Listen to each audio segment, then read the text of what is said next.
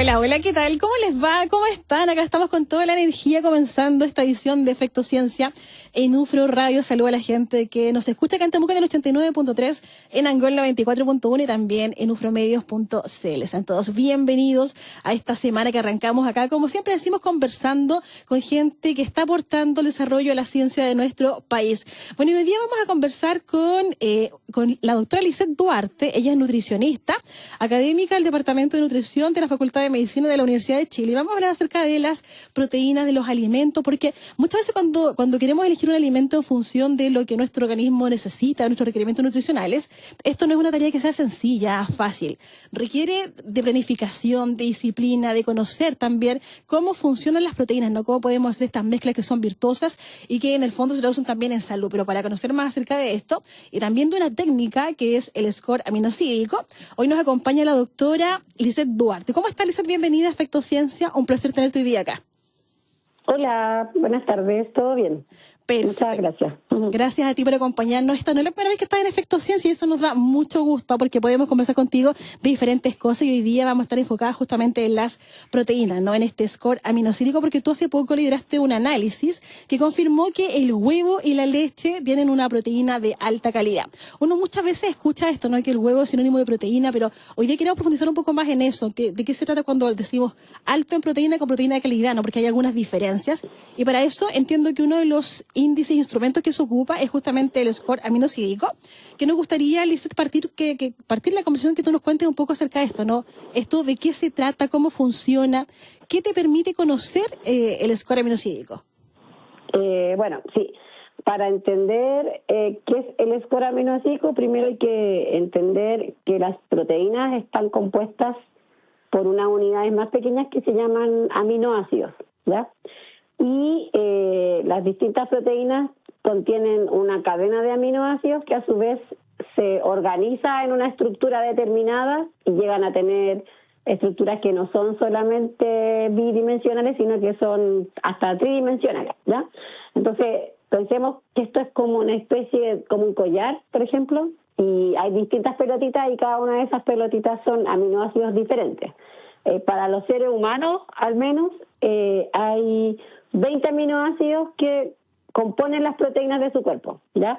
Y de esas 20, aproximadamente 9 se consideran aminoácidos esenciales porque nuestro organismo no es capaz de sintetizarlas por sí solo, sino que las tiene que obtener a partir de los alimentos que se comen.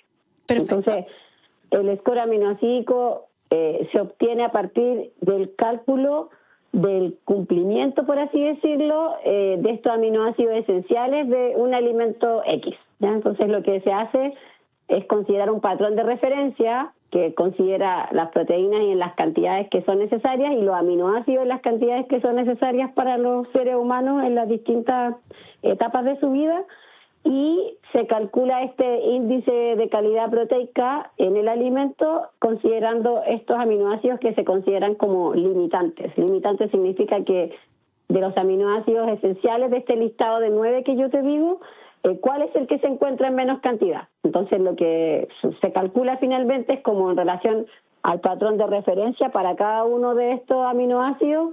El que se encuentra en menor porcentaje respecto al patrón de referencia sería su aminoácido limitante y en relación a ese yo calculo el score, ¿ya? Hay alimentos, como decías tú, que son como el huevo y la leche, que contienen todos esos aminoácidos esenciales, la cantidad que los necesitan los seres humanos, en 1 gramo de ese alimento. Por lo tanto, se considera que el score aminosídico, al menos del huevo y de la leche, es de 100% o de igual a 1, porque es equivalente al patrón de referencia. No sé si me expliqué bien. Sí, clarísimo. Oye, Lisette, este patrón de referencia es un patrón que es universal, que es estándar, o me imagino que va diferenciado dependiendo como del ciclo de vida, ¿no? Sí puede variar un poco porque hay aminoácidos que son como temporalmente más esenciales en ciertas edades, ¿ya? Pero en general se considera un patrón, por ejemplo, para toda la vida adulta que es igual, más o menos igual, ¿ya? Entonces, en la mayoría de las edades, la variación mayor que hay es cuando hay lactantes, que son bebés muy pequeñitos, ¿ya? pero en la mayoría de la población es un patrón que puede como cubrirse de forma, por así decirlo, más general, que yo podría abarcar varias edades con ese patrón y es el que más se usa. Bien, bien. Lizeth, cuando uno de repente ve un alimento, no la etiqueta, dice, no sé, alto en proteína, ¿cuál es la diferencia entre esta como, no sé si nomenclatura, ¿no?, con calidad de la proteína? Claro, ahí lo único que estamos mirando son los gramos de proteína por porción de consumo o por 100 gramos de alimento. Entonces es diferente, porque cuando yo digo que un alimento es alto en proteína, en general me baso en el alimento de referencia que no tiene adición a la proteína. Ponte tú, una leche habitualmente contiene como por 200 ml, que es la porción de consumo, como 7 gramos de proteína, o puede variar, pero anda por ahí, ¿ya? Y habitualmente si uno va a mirar una leche protein, tiene más de 10 gramos por esa misma porción. Entonces a eso se le considera como un alimento que está enriquecido en proteínas, que habitualmente pueden venir de un extracto de otra leche o puede venir de otro tipo de proteínas que son vegetales incluso, ¿ya? Pero es diferente porque ahí estamos midiendo gramos de proteína por 100 gramos o gramos de proteína por 100 ml o gramos de proteína por porción de consumo versus este patrón que considera la composición de esas proteínas en relación a los aminoácidos que son esenciales para los seres humanos. Entonces son cosas distintas. La calidad está determinada en ese caso, Lizeth, por el perfil aminosídico. Claro, ¿sí? Por el perfil aminosídico, sí. Lizeth, y uno de los conceptos que sale a la conversación también acá cuando hablamos de proteína, ¿no?, y de estos perfiles es la digestibilidad. Me imagino que ese indicador también te lo calcula este score aminosídico, o ustedes complementan ahí con otros índices. No, hay otros índices que se fueron desarrollando después del score. Pensemos que esto igual es ciencia que evoluciona con el tiempo y a medida que pasa el tiempo van mejorando los indicadores, y si bien el score es un indicador bueno para considerar lo que pasa en el alimento mismo, porque se analiza solo lo que hay en el alimento, para ya incluir la digestibilidad hay dos formas de medirlo actuales, ¿ya? La más actual, que es como ni tan actual como hace 10 años, es una que se llama DIAS, que mide, es Digestible Indispensable Amino Acid Score. Y ahí se considera la digestibilidad porque se miden los aminoácidos disponibles a nivel del ileum, que es una parte del intestino que está previa al intestino grueso. Es la última parte más o menos del intestino delgado, ¿ya? Entonces ahí yo mido realmente los aminoácidos que quedaron disponibles después de que pasó por todo el proceso de digestión, de la boca al estómago, y luego pasó por el intestino, por el duodeno, yeyuno, y llegó al ileum. Y finalmente es el último chance para que se supone que sea absorbido. Y también hay otra medida que es un poquito más antigua, que se llama PDCAA, que ahí lo distinto es que lo miden en las deposiciones, pero ahí se considera que esa digestibilidad tampoco es verdadera, porque en las deposiciones uno mide también lo que se excretó, ¿ya? Entonces la más correcta, por así decirlo, y más aceptada por la ciencia hoy en día para considerar también, además de lo que contiene el alimento, que sería ese score que yo les comento, y eso relacionarlo con la digestibilidad, sería el DIAS, que es esta sigla que yo les dije lo que significaba y que considera lo que llega a nivel del ileum, que sería la última fracción que puede llegar a ser absorbida o que tiene chance de absorberse a ese nivel del intestino. Perfecto. Lizeth, tú en este análisis que encabezaste, ¿no?, donde el huevo y la leche tienen esta categoría como de proteína de alta calidad. ¿Qué pasa con alimentos de origen vegetal? Entendiendo que hoy también hay una alta, bueno, esta última década, ¿no?, ha aumentado la cantidad de gente que se alimenta en base a plantas. ¿También encontramos ahí proteínas completas? Sí, o sea, dentro de las que tienen mejor perfil, de score al menos, está, por ejemplo, la soya, y por eso es que se usa tanto las bebidas vegetales de soya, ¿ya? También hay una digestibilidad menor ahí, porque habitualmente esos alimentos pueden ir mezclados con fibra. Si es que, sobre todo, yo consumo el poroto como tal, ¿ya? Entonces se ve como de alguna manera afectada más por la composición de ese alimento que contiene otros nutrientes o no nutrientes que van a provocar que uno aproveche menos de ese alimento, que el huevo y que la leche, me refiero yo. Y lo otro importante a considerar es que cuando uno consume, por ejemplo, solo alimentos de origen vegetal, como las legumbres o como el arroz, habitualmente tiene aminoácidos limitantes que pueden llegar a ser complementarios, y eso se sabe desde hace mucho tiempo, y algo que cuando nosotros recibimos personas que quieren una alimentación basada en plantas, se lo sugerimos, que es mezclar alimentos que tienen una complementariedad aminoácidica. Por ejemplo, se pueden mezclar cereales con legumbres y esto me puede permitir de alguna manera que yo en conjunto, cuando consuma ese alimento mezclado, llegue a un mejor score.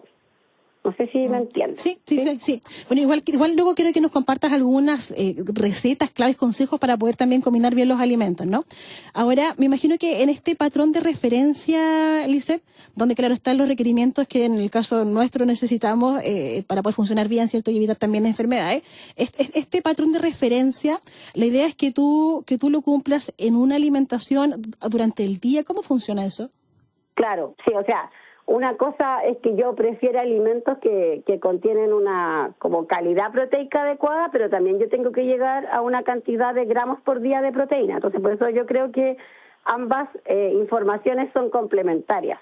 Y tampoco es bueno pensar que si yo consumo una cantidad como muy por sobre lo que requiero de proteínas voy a estar mejor, porque nuestro organismo de alguna manera administra ese exceso, no siempre depositándolo como un tejido, ¿ya? Por lo tanto, el requerimiento más o menos promedio de los seres humanos adultos es cercano a 1 gramo por kilo de proteína para aquellas personas que no están haciendo una actividad física como demasiado grande o que no quieren incrementar mucho la masa muscular. Si yo en una persona así, que tiene esas características y es sedentaria, me como 2 gramos por kilo de proteína, no voy a ser más musculosa. O sea eso quiero llegar. Se necesita igual como de un estímulo para que esto, que es por ejemplo la contracción muscular, se ocupe finalmente como una proteína que va a construir un tejido y por otro lado nos va a dar lo mismo de lo que yo reciba esas proteínas. Pueden ser proteínas de origen vegetal, proteínas de origen animal, la mezcla de estas de origen vegetal que tienen aminoácidos limitantes que se complementan entre sí, pero tengo que complementar ambas informaciones. Entonces, para una persona que es omnívora, es bien recomendable que consuma lácteos, es bien recomendable que consuma huevos, es bien recomendable que consuma carnes, pero también puede consumir proteínas de origen vegetal, pero no más allá de 1 gramo por kilo, y si es deportista, 1,5 hasta 2 gramos por kilo, ¿ya? Entonces eso también hay que considerarlo, no es una cantidad infinita. Bien. Lisette, mira, considerando, como tú además eres nutricionista, y considerando la dieta de los chilenos, quiero que nos comentes, que nos des algunas recomendaciones, ¿no? Para poder, porque claro, en la medida que tú conoces cómo funciona esto, lo que tu cuerpo igual requiere, puedes tener decisiones de compra mucho más asertivas, ¿no? Quiero que hablemos un poquito de eso, como también de los riesgos de estos déficits de vitaminas, no, de proteínas, pero te invito antes a la música y a la vuelta seguimos conversando acá contigo, ¿te parece? Ok. Suena Donna Summer aquí en Efecto Ciencia, 19:19. 19:23, avanza la tarde, seguimos acá en UFRO Radio haciendo Efecto Ciencia, hoy conversando con la doctora Lisette Duarte Silva, nutricionista académica del Departamento de Nutrición de la Facultad de Medicina de la Universidad de Chile, hoy día conociendo acerca de este análisis que arrojó, ¿cierto?, que concluyó que el huevo y la leche son alimentos que tienen una proteína completa. Lisette, dejamos una pregunta planteada antes de irnos a la música, y tiene que ver, claro, con considerando la dieta de los chilenos, ¿no? ¿Qué recomendaciones puedes darnos tú como nutricionista para ir incorporando este conocimiento, para ir combinando bien los alimentos en función de los aminoácidos de estos aminoácidos esenciales que nuestro organismo necesita? ¿Cómo partimos con esto? Mira, bueno, lo ideal es ojalá también considerar la parte ya de disponibilidad económica para comprar alimentos también, porque todos sabemos que claro, la canasta como de alimentos ha subido su precio en el último tiempo bastante, y sobre todo lo que ha ido aumentando es los alimentos que tienen más proteínas, como las carnes, por ejemplo.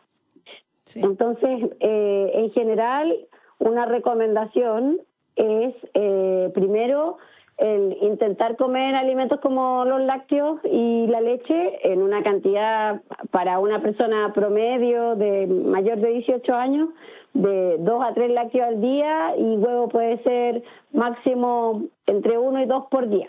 Ya lo que se sabe es que ojalá no se superaran más allá de los 14, 15 huevos a la semana, y eso puede ser comer más huevos en un día, pero llegar finalmente a los 7 días no más de 15, ¿ya? Con eso ya tendríamos cubierto una cantidad como importante, ya que yo les comentaba que por porción los lácteos tienen más o menos 7, y eso sería como 20 gramos de proteína, y si comemos huevo, no sé, entre 1 y 2 más, vamos a llegar cercanos a los 30. Ya para una persona que pesa 60, 70 kilos, ahí ya estamos cubriendo casi la mitad de los requerimientos de proteína. Y no hay que olvidar que también los alimentos de origen vegetal contienen proteínas, como por ejemplo las legumbres y los cereales. Tienen una cantidad, como yo les decía, de aminoácidos limitantes mayor, pero se pueden complementar. Por ejemplo, con preparaciones como los porotos con rienda, en donde uno mezcla legumbre con un cereal, que sería el trigo a través de los fideos. Claro. Ahí estaríamos haciendo esta complementariedad aminoácica, o cuando comemos lentejas con arroz, ¿ya? Lo otro, obviamente, la carne, el pollo, el pescado van a aportar una cantidad importante de proteína, más o menos por una porción de carne uno ya consume 20 gramos de proteína, una sola porción, y es como de 100 gramos. Entonces, llegamos a una cantidad grande de una, ¿ya?